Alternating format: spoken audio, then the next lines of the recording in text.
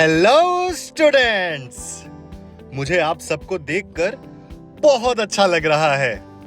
Students, आज का पाठ थोड़ा खास है क्योंकि आज हम अब तक की सीखी हुई महत्वपूर्ण बातों को एक बार फिर से दोहराएंगे। कभी-कभी आगे बढ़ने से पहले पीछे मुड़कर देखना भी बहुत जरूरी होता है। इससे हमारी समझ और मजबूत होती है और हमें यह भी एहसास होता है कि हमने कितना कुछ सीख लिया है। चिंता मत कीजिए स्टूडेंट्स, आज हम कुछ नया नहीं सीखेंगे। आज हम सिर्फ उन जरूरी बातों को दोहराएंगे जिन्हें हमने हमारे वाइब कोडिंग कोर्स के दौरान सीखा है। तो चलिए अपनी इस वाइब कोडिंग की यात्रा को एक बार फिर से याद करते हैं। तो आइए शुरुआत करते हैं पहले पार्ट से। हमारा पहला पार्ट था इंट्रोडक्शन टू वाइब कोडिंग। इस पाठ में हमने जाना कि एआई क्या होता है, यह कैसे काम करता है और हमारे आसपास मौजूद दुनिया में इसका उपयोग कहां-कहां होता है। हमने यह भी समझा कि वाइब कोडिंग की मदद से अब हम अपनी साधारण भाषा में विचार बताकर एआई से कोड तैयार करवा सकते हैं। तो चलिए एक बार फिर से अपने पहले पाठ के जरूरी भागों को दोहराते हैं। सबसे पहले हमने एआई के बारे में बात की। एआई का मतलब होता है आर्टिफिशियल इंटेलिजेंस। एआई डेटा से सीखता है और डेटा का मतलब होता है इंफॉर्मेशन। बिना डेटा के एआई कुछ भी नहीं सीख सकता। फिर हमने देखा कि हमारे फोन, वेबसाइट्स, गेम्स और मोबाइल ऐप्स में जो भी स्मार्ट टूल्स होते हैं, उनके पीछे लोग होते हैं जो कंप्यूटर को कमांड्स देते हैं और बताते हैं कि उसे क्या करना है। लोग प्रोग्रामिंग लैंग्वेज का उपयोग कंप्यूटरों को यह बताने के लिए करते हैं कि उन्हें क्या करना है। प्रोग्रामिंग लैंग्वेज के कुछ उदाहरण हैं पाइथन, जावास्क्रिप्ट, स्क्रैच। जब लोग इन भाषाओं का उपयोग करके कंप्यूटर के लिए कमांड्स लिखते हैं तो उन लिखी हुई कमांड्स को कोड कहा जाता है और इस कोड को लिखने की प्रक्रिया को कोडिंग कहा जाता है। पहले अगर किसी को कोई गेम या ऐप बनाना होता था तो उसे कदम दर कदम कोड की कई लाइनें लिखनी पड़ती थीं। इसमें बहुत समय लगता था और इसके लिए ट्रेनिंग की भी जरूरत होती थी और यह काम आसान नहीं था। अगर किसी को गेम या ऐप बनाना होता था तो उसे अलग-अलग प्रोग्रामिंग लैंग्वेज सीखनी पड़ती थी और कंप्यूटर को समझाने के लिए बहुत सारी कोड की लाइनें लिखनी पड़ती थीं। लेकिन अब जनरेटिव एआई की वजह से चीजें बदल रही हैं।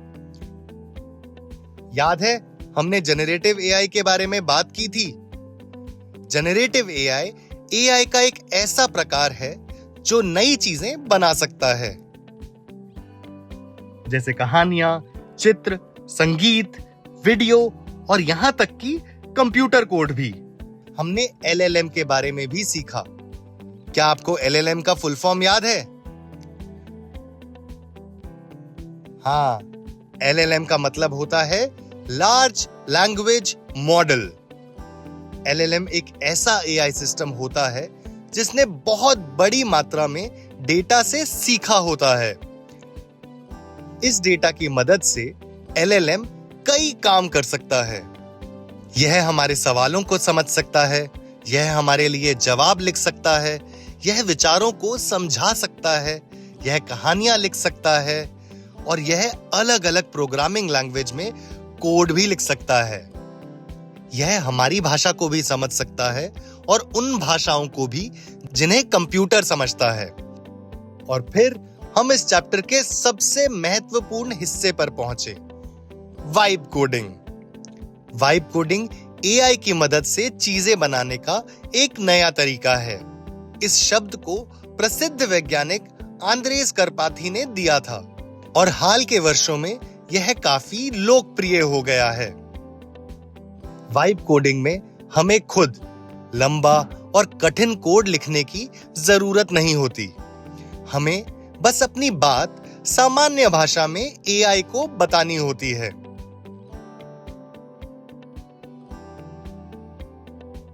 एआई आपके विचार को लेता है, एलएलएम आपके विचार को समझता है, जनरेटिव एआई कोड बनाता है और कंप्यूटर उस कोड को चलाता है।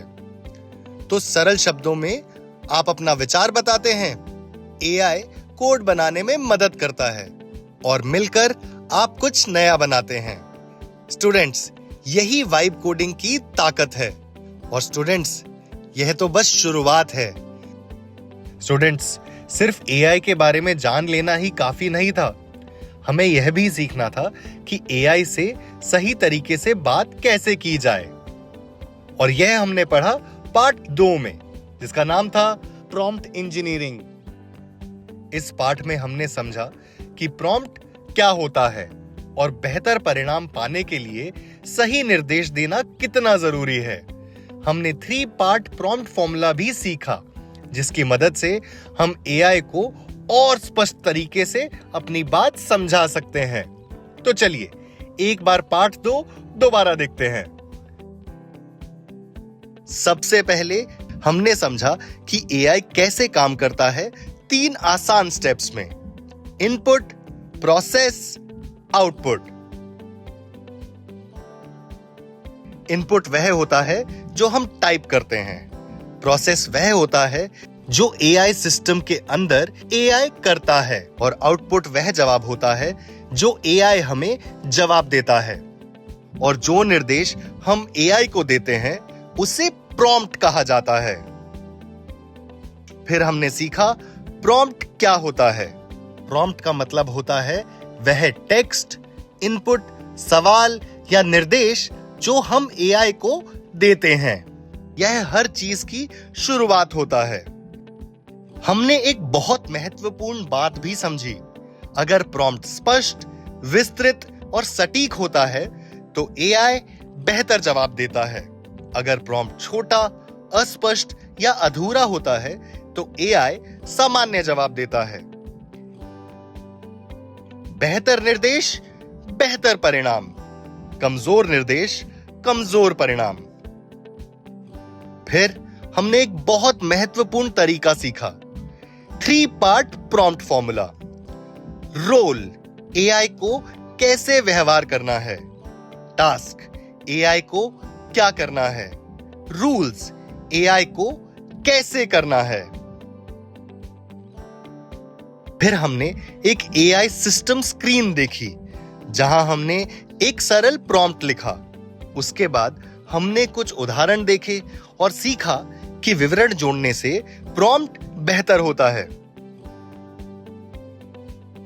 एक कहानी लिखिए, जैसे सरल प्रॉम्प्ट ने बहुत सामान्य परिणाम दिया। रोल, टास्क और रूल्स जोड़ने से जवाब स्पष्ट और केंद्रित हो गया। इमोशन जोड़ने से जवाब और ज्यादा अर्थपूर्ण और दिलचस्प बन गया। हमने यह भी देखा कि फॉर्मेट जैसे बुलेट पॉइंट्स और उदाहरण जैसे विवरण जवाब को पढ़ने और समझने में आसान बना देते हैं। तो स्टूडेंट्स, हमेशा याद रखें, बेहतर प्रॉम्प्ट, बेहतर परिणाम। और जब आप एआई का सही तरीके से मार्गदर्शन करते हैं तो आप सिर्फ एआई का उपयोग नहीं कर रहे होते, आप एआई के साथ कुछ नया बना रहे होते हैं। स्टूडेंट्स, अब हम एआई से बात करना सीख चुके थे, लेकिन क्या आपने कभी सोचा है कि एआई हमारे निर्देशों को समझकर वास्तव में कोड कैसे बनाता है? इसी सवाल का जवाब हमें मिला पार्ट 3 में, जिसका नाम था बेसिक्स ऑफ कंप्यूटर कोडिंग। इस पाठ में हमने कोडिंग की यात्रा के बारे में जाना और समझा कि आज हमारी रोजमर्रा की जिंदगी में लगभग हर ऐप और वेबसाइट के पीछे कोड काम करता है। हमने HTML, CSS और जावास्क्रिप्ट जैसी प्रोग्रामिंग लैंग्वेजेस के बारे में भी सीखा, जिनकी मदद से वेब पेज बनाए जाते हैं। चलिए पार्ट 3 एक बार दोहरा लेते हैं। सबसे पहले हमने सीखा कि जब भी हम खाना ऑर्डर करते हैं, ऑनलाइन कुछ सर्च करते हैं, गेम खेलते हैं या भुगतान करने के लिए क्यूआर कोड स्कैन करते हैं, तो उसके पीछे कंप्यूटर कोड काम कर रहा होता है। आज हम कोडिंग के बिना दुनिया की कल्पना भी नहीं कर सकते।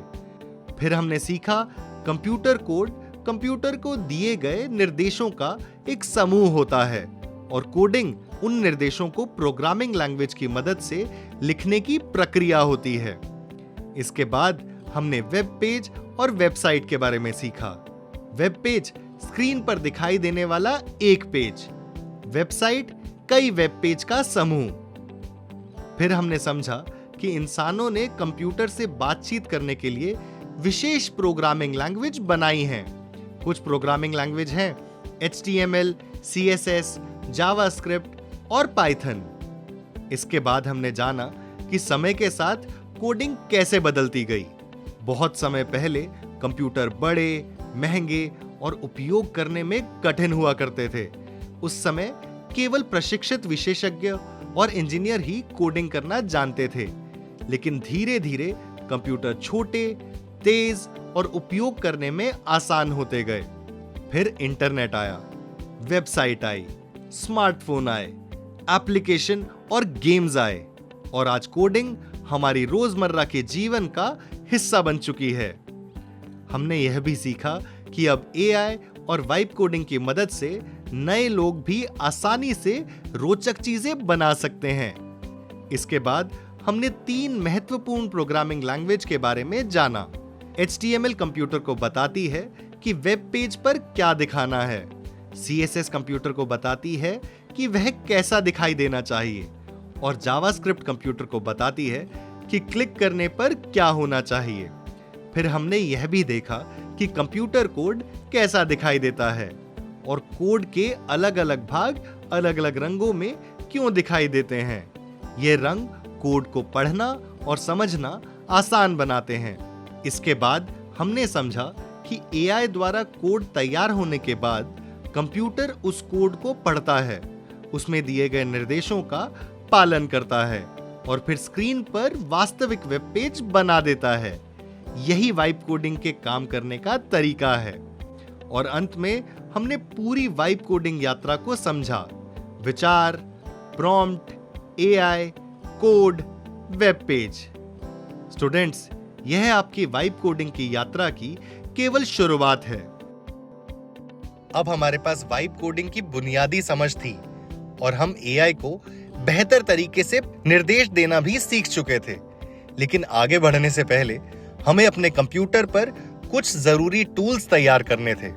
इसलिए हमने पार्ट 4 और पार्ट 5 में LM स्टूडियो और VS कोड को इंस्टॉल करना सीखा।